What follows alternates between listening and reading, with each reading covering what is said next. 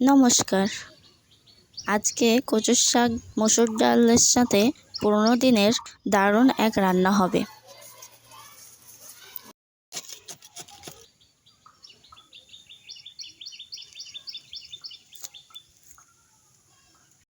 তাই বাগানে কিছু কচুর শাক নিতে এসেছি।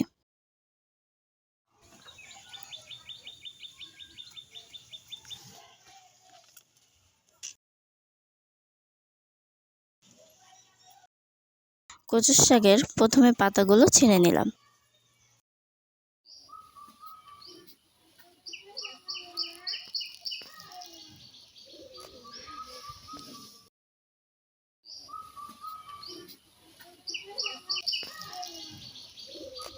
আগের দিনের মানুষেরা এভাবেই বটি না ব্যবহার করে কচুর শাকগুলো হাত দিয়ে ছিঁড়ে ছিঁড়ে কেটে নিত।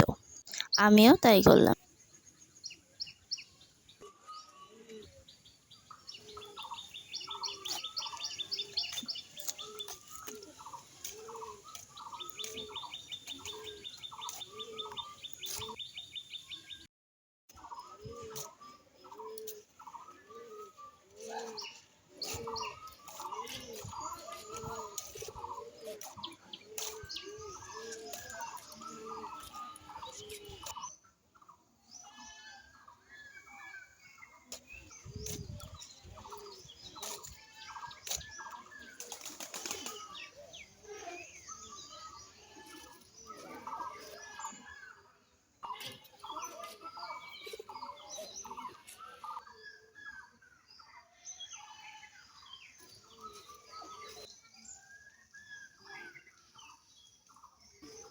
কচুর শাকগুলো ছিঁড়া হয়ে গেলে এবার ডাঁটাগুলো কাটতে শুরু করলাম।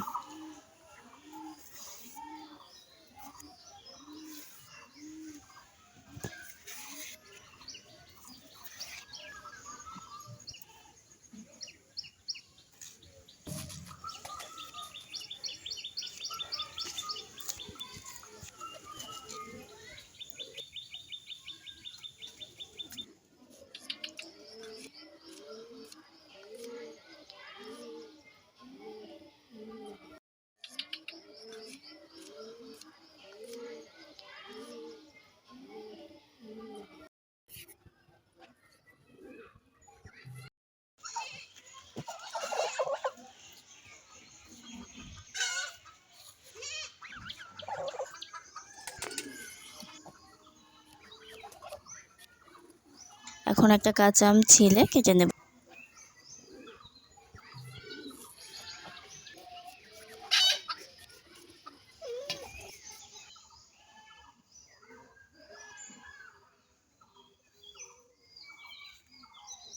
আম আর কচুর শাক ডাঁটা সহ কাটা হয়ে গেছে। এখন এগুলো ধুয়ে নেব।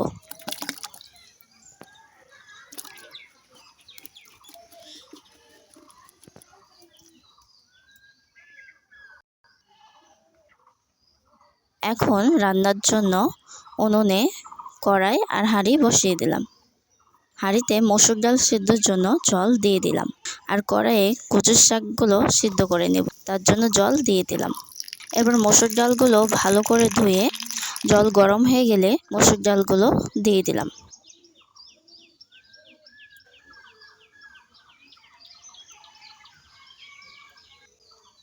কড়াইয়ে জল গরম হয়ে গেলে কচুর শাক ডাঁটাগুলো দিয়ে দিলাম।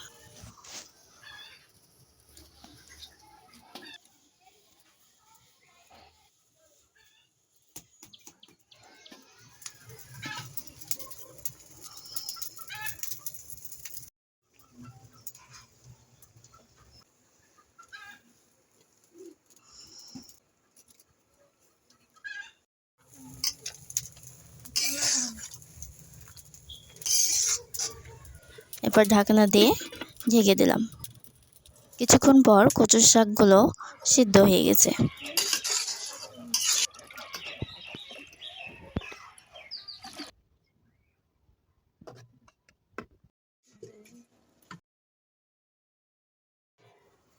এরপর কচুর শাক ডাঁটাগুলো সিদ্ধ হয়ে গেলে নামিয়ে নিলাম।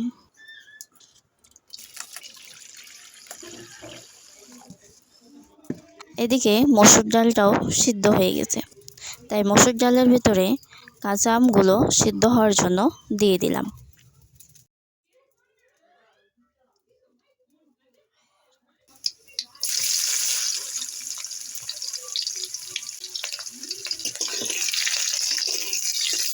কড়াইয়ে রসুন আর শুকনো লঙ্কা দিয়ে দিলাম।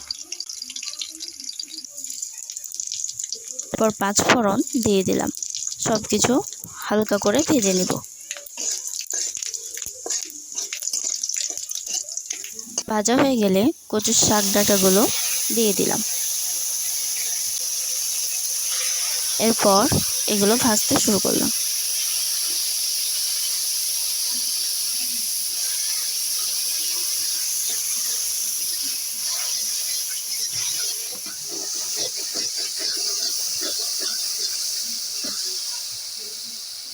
কিছুক্ষণ পর ভাজা হয়ে গেলে ওর মধ্যে সিদ্ধ হয়ে যাওয়া আম আর ডালগুলো দিয়ে দিলাম।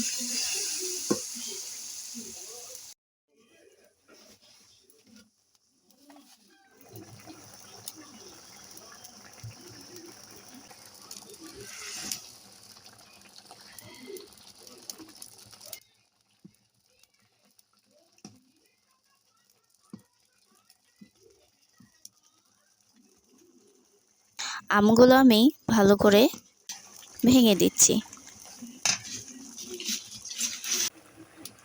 এখনই দেখতে কত সুন্দর হয়েছে দেখুন।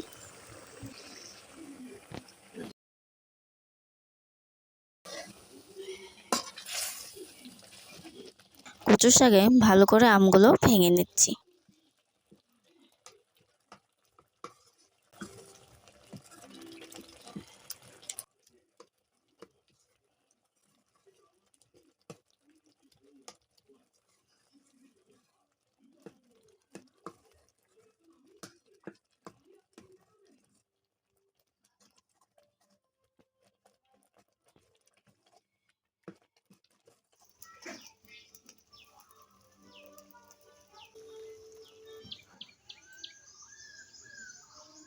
কিছুক্ষণ ফুটিয়ে নেওয়ার পর এতে আমি ভাজা মশলাগুলো দিয়ে দিলাম।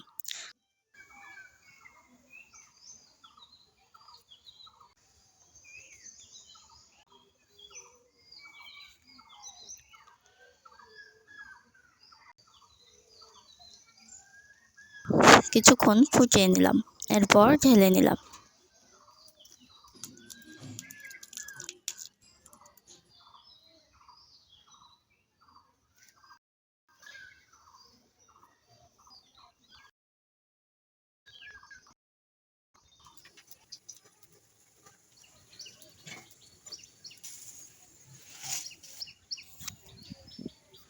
আগের দিনে মা ঠাকুমারাকে দেখেছি যখন বাড়িতে কিছুই থাকতো না তখন এদিক ওদিক থেকে শাক পাতা ডাল যা কিছু আছে তাই জোগাড় করে এনে বাড়িতে বিভিন্ন পদ রান্না করতো। আর অতিথি এলে ভালো মন্দ কিছু না হলেও 3-4 রকম পদ রান্না হয়েই যেত। আজকে আমি 2 পদ রান্না করেছি। মসুর ডাল দিয়ে এই কচুর শাক রান্না আর ডাল দিয়ে পটলের বড়া করেছি।